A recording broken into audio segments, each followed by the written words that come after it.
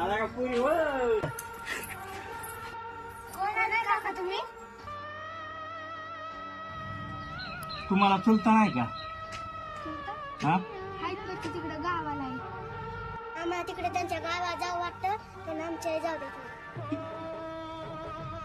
तुमचं बाबा नेहमी सांगतात आमचं काका गावाकडे आहेत.